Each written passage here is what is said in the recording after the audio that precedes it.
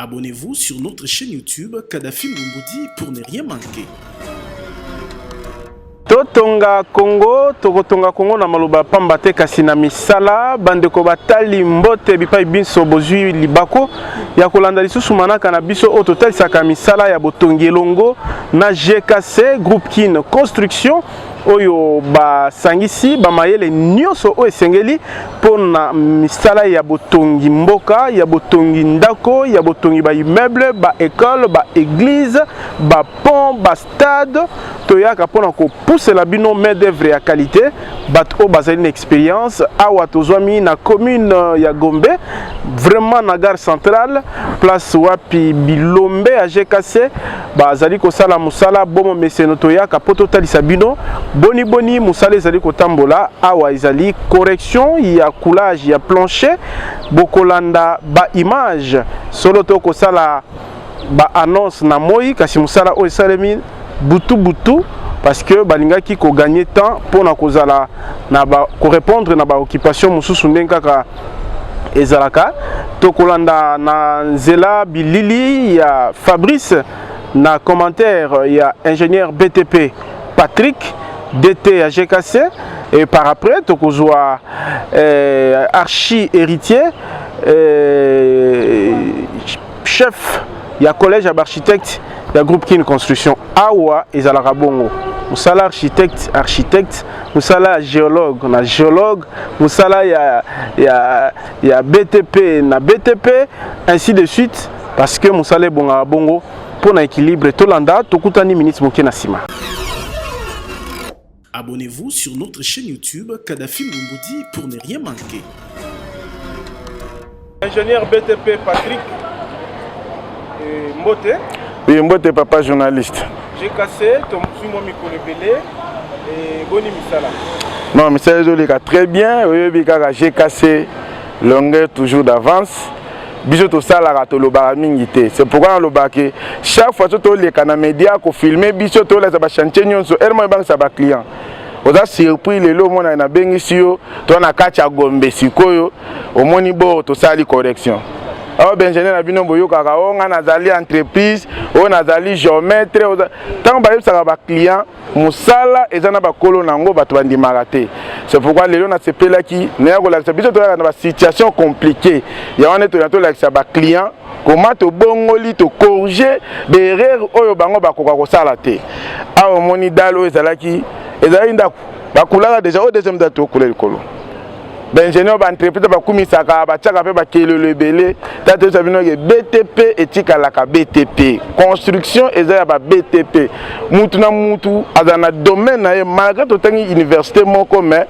kotombo tongi ndaku eza réservé pour na ingénieur BTP mais talaka ka Congo passe ya musala biso to mo bricoler bricoler la lekaki na ko bomba adresse puis c'est ba client na biso ba lobaki na pesa ba adresse te mais bino so bendi ba immeuble bo sani na en plein gare centrale na Gombe donc na beti pena bo na kacha Gombe to yiko corriger yango bo mona awa to beta yango chocho ayemo kolonda kwa zane sengo makasi le be ben alibisa ingénieur leki nanga za wana lalité osengi ciment osengi kayas nyonso ekoti otiela na seki ya ciment moko pona nini na biso bo keseli na ba o basela ki yo na biso puisque bato basela ki bazo couler simezo zanga mais ba couler mbula soke beti za kwa batie planchette ndako ezo tangana désordre biso motoye awa moyen au sala musala finition za la quité de sengela to corriger na no plancher oyo donc to corriger dans les mobimane bozo mona na sur TV za radio ta bino bomo na niveau ndenge telemi donc décalage à dans za la qui côté musuzo moni pente 20 cm côté na kuna bokiti donc 3 cm sur 20 côté musuzo 15 sur 5 côté musuzo 18 donc to recorriger on a habité à Zalaki na problème avec confragité ou bien niveau na implantation est bakité voilà donc tu ça la correction qui a tout le bas un client va couper sa responsabilité il faut pas tout na mutu ceux qui a ça la formation ligne surtout ba tonganda ko étage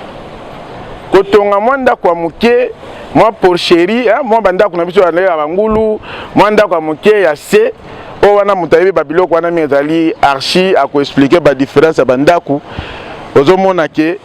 différence ezali na kotonga ndako étage ndako étage ndako à risque ozotonga bandako ozosuppose yango eza lokola nazwi charge na tie likolo ya mutu nanga donc ngai mutu nazokumba charge ya likolo il faut nazala makasi il faut nayeba ndenge nini nazose positionne mpona kumba charge mutu neti bâtiment ezali air plus so otali babaro ngambo nasali recouvrement mibale donc ozomona déjà ke na bakisi mabende partout mpona nini baingénieur bayokaka bagéomètre balekaki awa na otanga koma entreprise mpo alekaka nde na YouTube eya koma ko ingénieur yo olingi kokritike baninga me nga nalakisa baréalité tala na moto azobebisa mosala na kati ya Gombe tala place moto abebisela mosala tala niveau ya mosala tala emplacement olia abimisa mayele sokomi ile limité basala ye mpona implantation même implantation d'abord aye moko ayebi te puisque dans le fundi ndako eza kuna ezalaki molai kota ya liboso ezalaki mokuse il faut koma nano niveau moko mpo niveau efanda bien omona ke à part déficit ya niveau nini ko constater qu'il soit na cadre ya mosala na yo ya BTP notamment parce que bino au moins bozali complet bozana ba architecte qualifié bozana ba BTP oyo bazana direction na yo bozana ba géologue bozana au moins ba catégorie ya bato nyonso wana ba fonctionnaka à part décalage zolo ba ya plancher déficit nini bo constater ki na nini oyo bon côté structure alongi nanu 100% te ya nasengai kolo bâtiment oyo alingaki matango na baniveau ebele nayebisi te etongoli oyo soki omati makasi ebulume ekosalema ndako na yo ekokweya soki ndako ekweyi yo moto osala perte to matango liso ebele te tokomeka ko renforcer peut-être ya boye faut renforcer sous na structure na ye pour aimer ko soutenir à des niveaux likolo donc berere ezalaki mi d'abord erreur à calcul ayebi ko calculer te wana pena eza erreur grave les erreurs graves ayebi ko armer pour traiter ayebi ko armer colonne te donc asali kaka deux ba ingénieur basalaka une expérience ya maçon donc maçon azoko saye ya azondima na etalaka aza di domaine aza un ingénieur oui mais akola na noté donc bref akola na noté makamba banda ko étage donc ngai na pesa ba client conseil sozo tonganda ko étage luka ingénieur BTP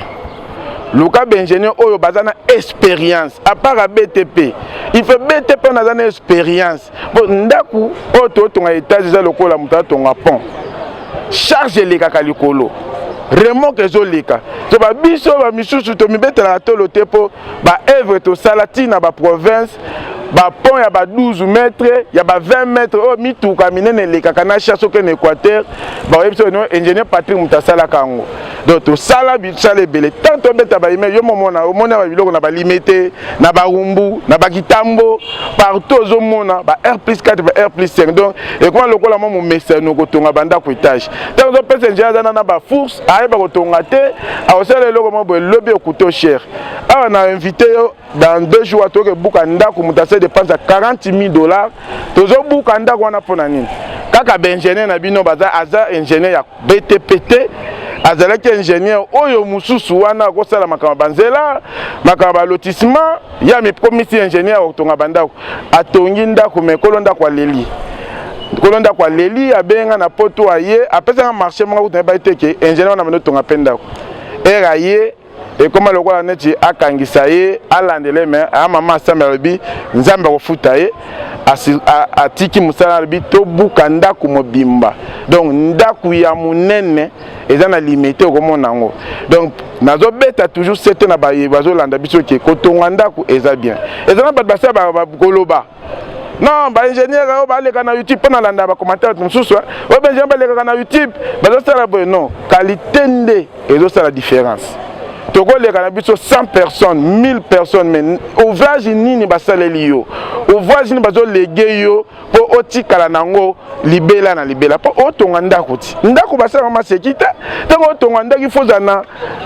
assurance ndako na tongi boye après 5 mois après 6 mois après 50 ans 70 ans ndako ekotela ngambongo ke otonga ndako après 10 ans ndako ekweyi tane to mana salinga souci mama leli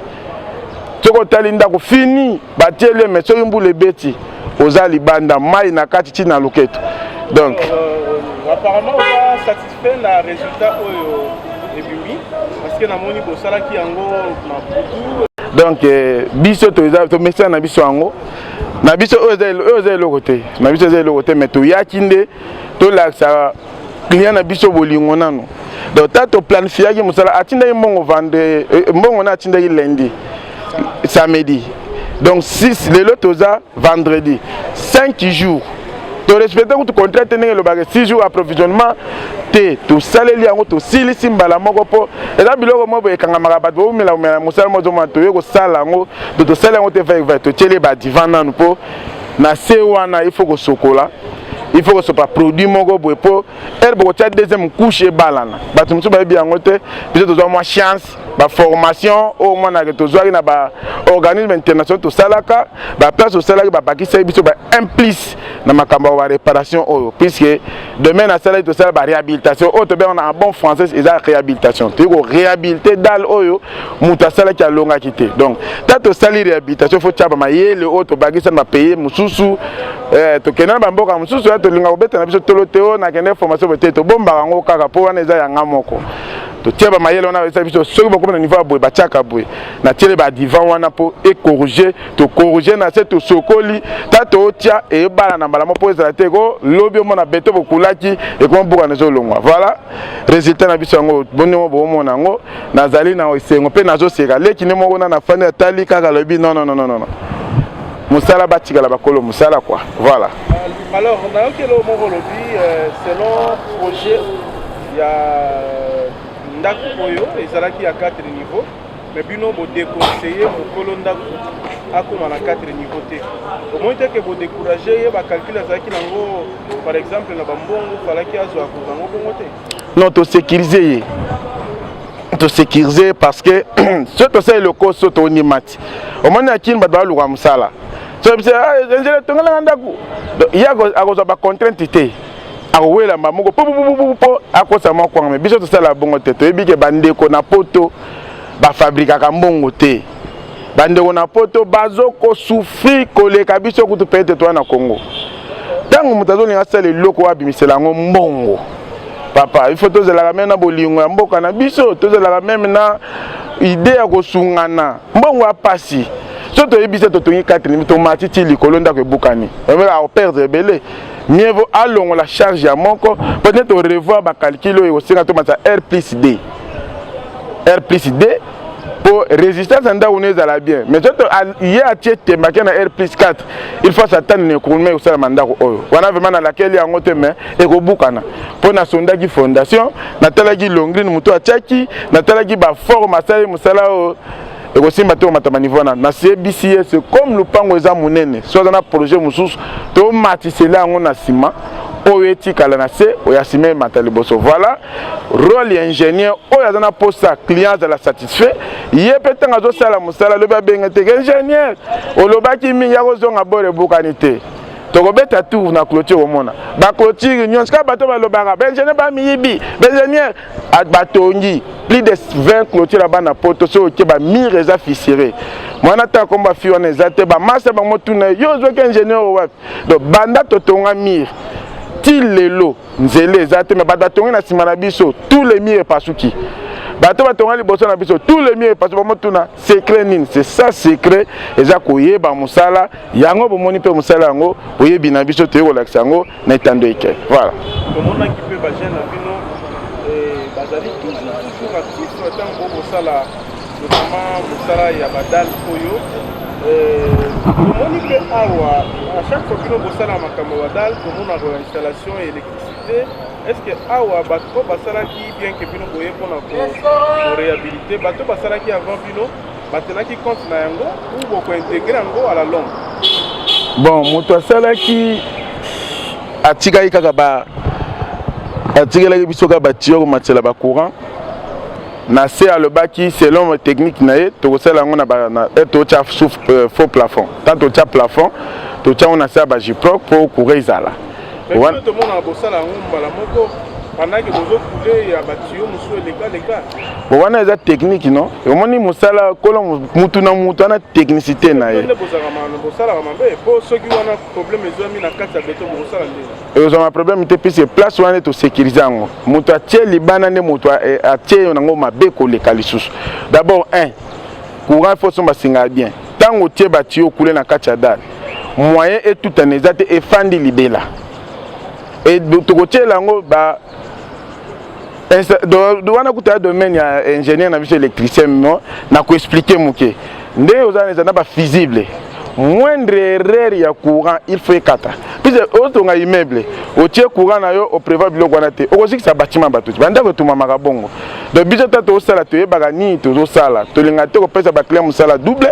to linga te ko bebisa musala ba client na biso to linga to sala musala po lobby mutu musala benga so moni ba ko benga o ezanini ba résultat ba chantier ba zomona bonga to bandu to lobby biso je kaso bano la chaque émission chaque chantier chaque étape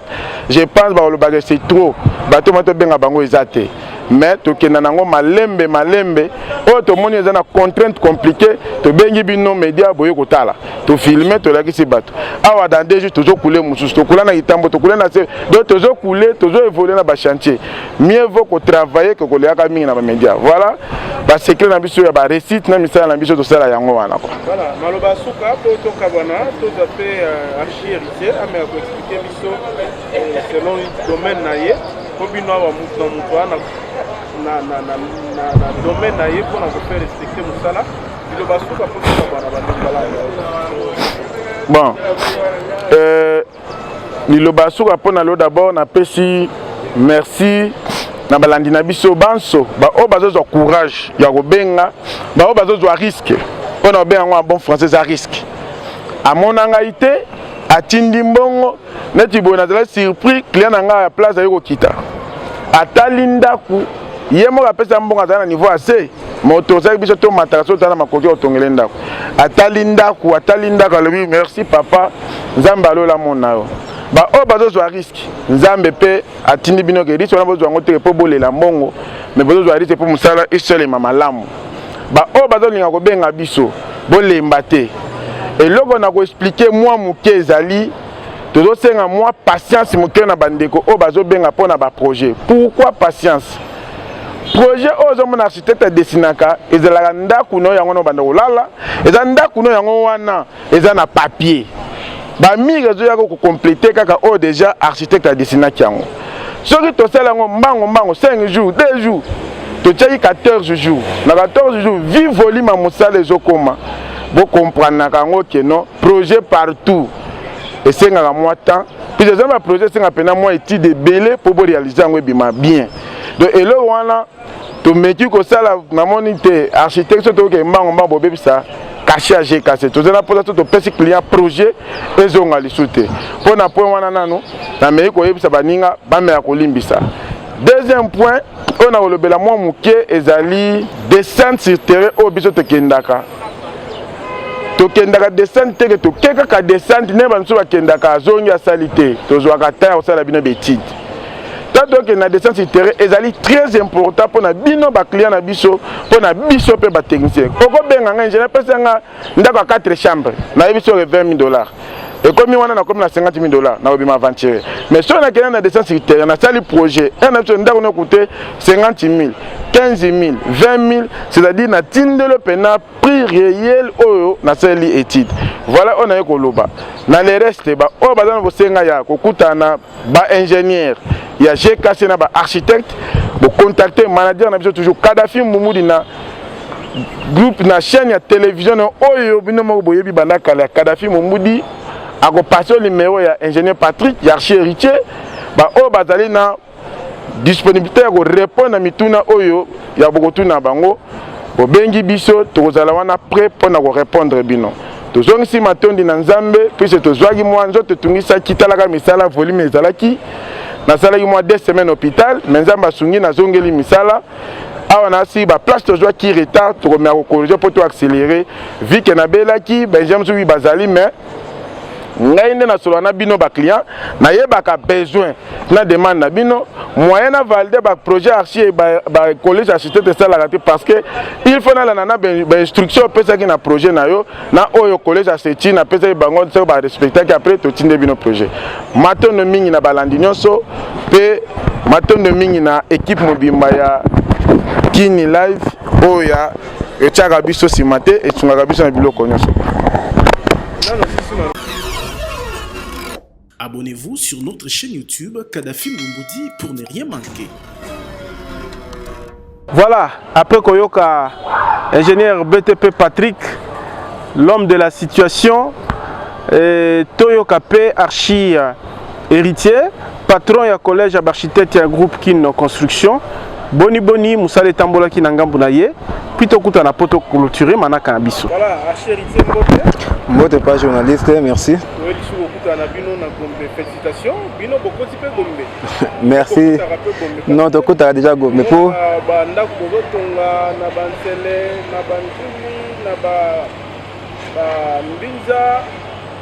mais tout le monde quand même récemment tous aquí na Kitambo R+4 après tout le monde vient na Gombe. Non, merci. Donc Gombe to kota ngo déjà et puis tout ça presque na agglomération Gombe tout ça na limité tout ça na Barumbu tout ça na Lingwala tout ça na nani Kasavubu tout ça na Kitambo tout ça pembeni puis tout ça na Gombe après.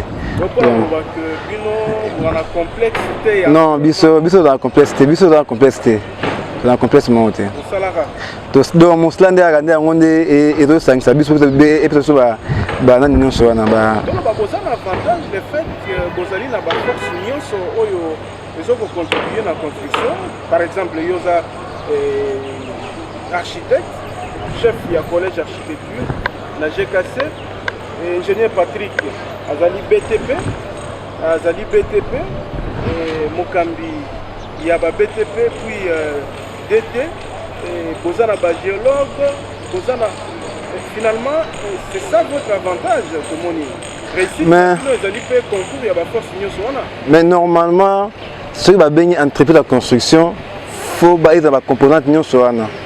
Parce que tout le monde a une construction, il y a un architecte qui a un plan. Parce que sur la construction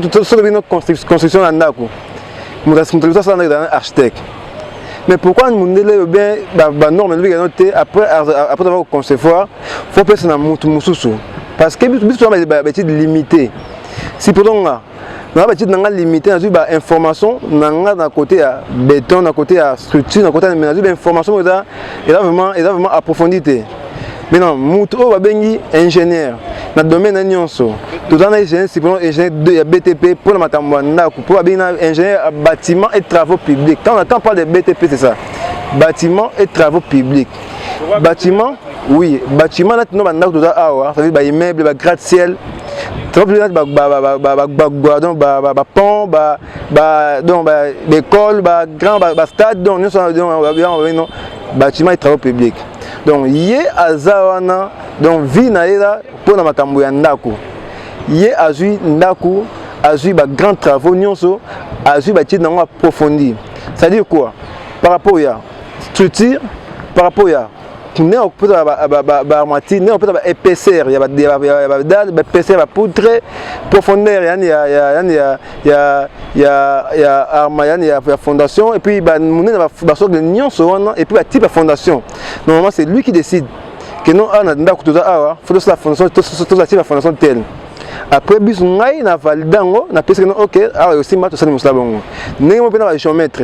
Géomètre, nous avons un terrain de la mine géomètre. Chaque jour, nous avons des terrains de la mine géomètre, il y a une orientation sûre.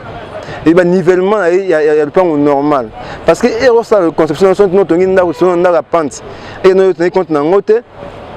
que nous avons un niveau pente mal calculé, nous avons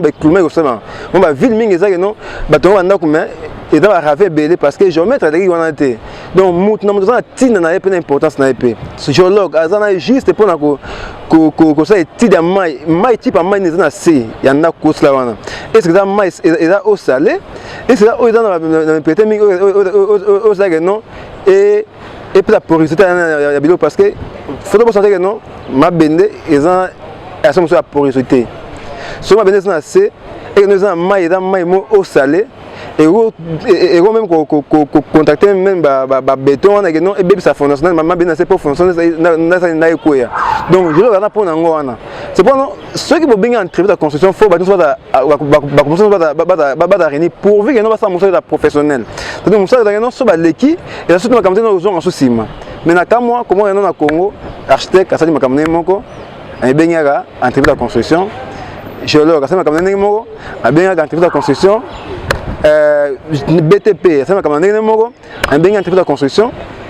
TP abimisa makambo ndenge non c'est pas ça. Donc maintenant biso za awa ceux qui likambo za ya côté ingénierie donc na ko répondre mais na ko tâter na mesure parce que tout un ingénieur à côté il y a BTP à la disponible tout ingénieur à côté il y a GT à la disponible pour répondre à la question de ce donc c'est presque ça.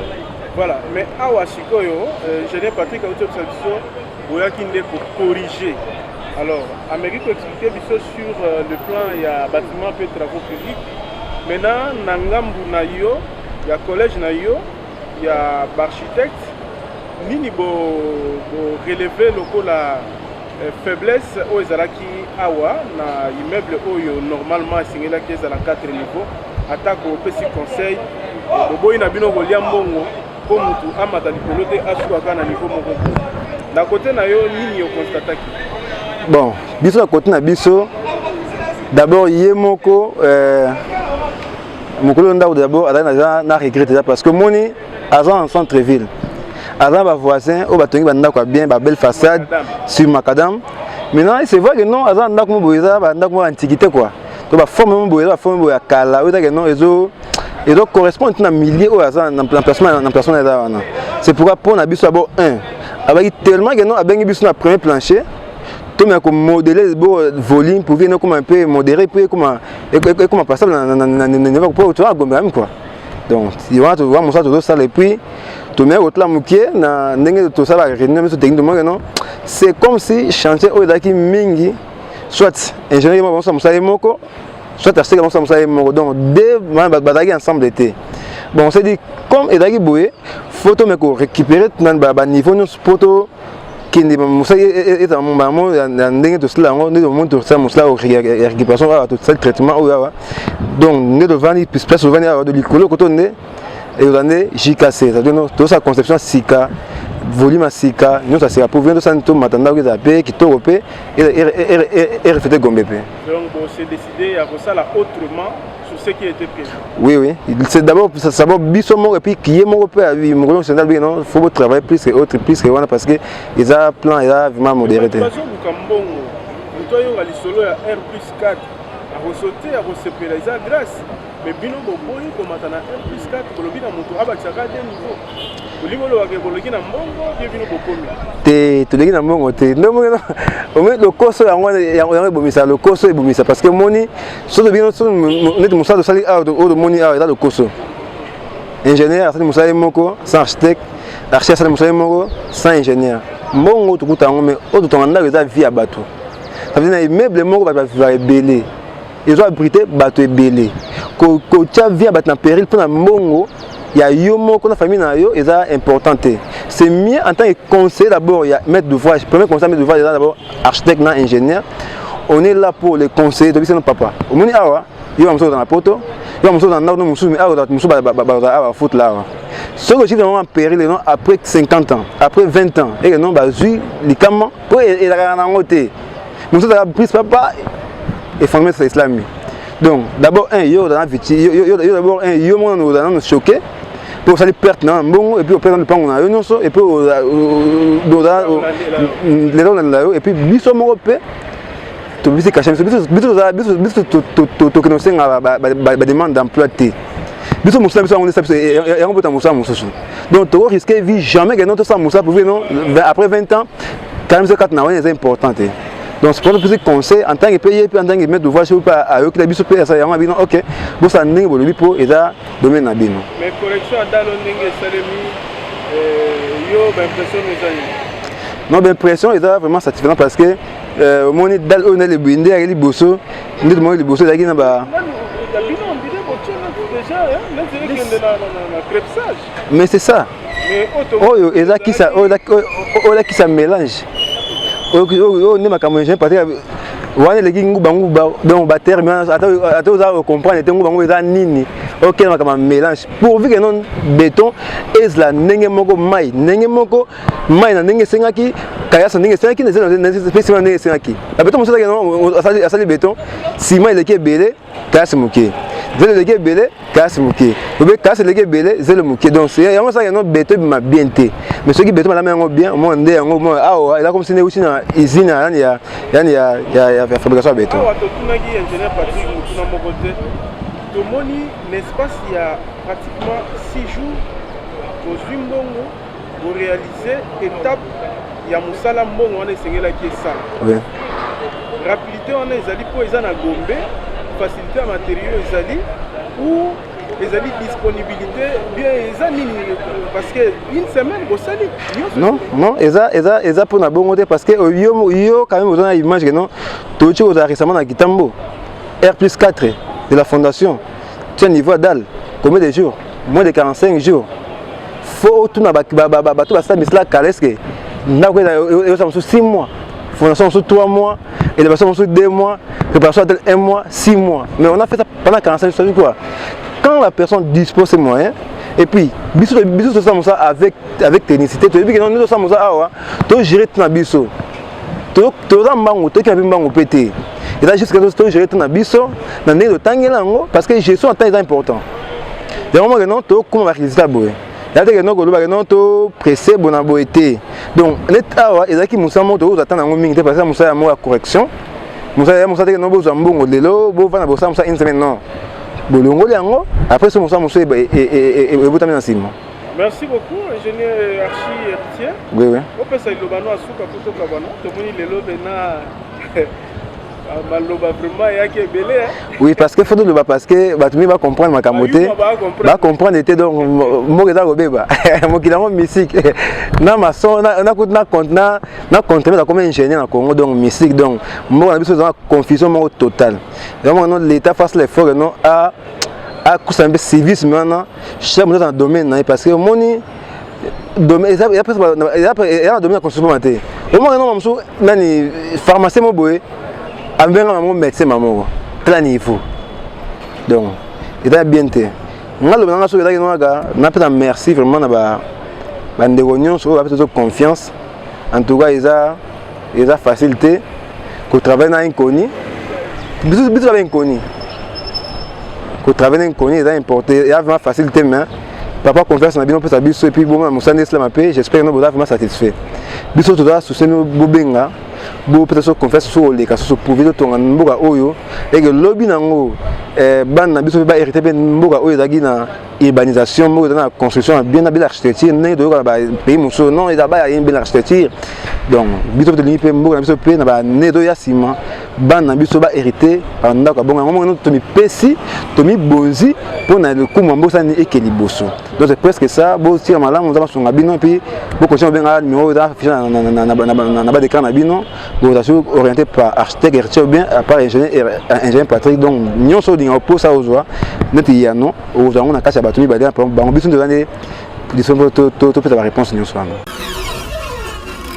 Abonnez-vous sur notre chaîne YouTube Kadhafi Mbumbuti pour ne rien manquer. Botondi bandeko balandi pona ngonga o bozali kopesa bozali na raison ya kolanda kamanaka o eza kufungula biso na mambi matali botongi to lingi to canaliser bino to lakisa bino batu o bazali na makoki ya kosunga ba projet na bino et comme à terme sans problème. Batu oyo bako banga nzambe batu oyo bayebi mosala batu oyo bako sala mosala na botosi ya ba norme batu oyo bazali ba patriote au-delà ya besoin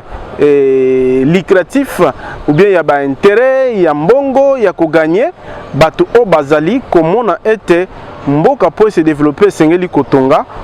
sengeli mutu azala na makoki puis boyebi ya baye bakotonga esangani po ebota bambuma ndenge bokomona ba immeuble kotonga masaela awa pe ekotelema ata ko ndenge babengi ko expliquer biso ke ko koma lisu na 4 niveau ten pona ba contrainte o ezalaki awa kasi ekobakisa bote na Gombe na biso totondi bino botondi sima caméra ezalaki be Fabrice Ebengo bomo meseno botika na kimia manaka totonga Congo ezongi lisusu bomo meseno. Au revoir. Abonnez-vous sur notre chaîne YouTube Kadhafi Mboumoudi pour ne rien manquer.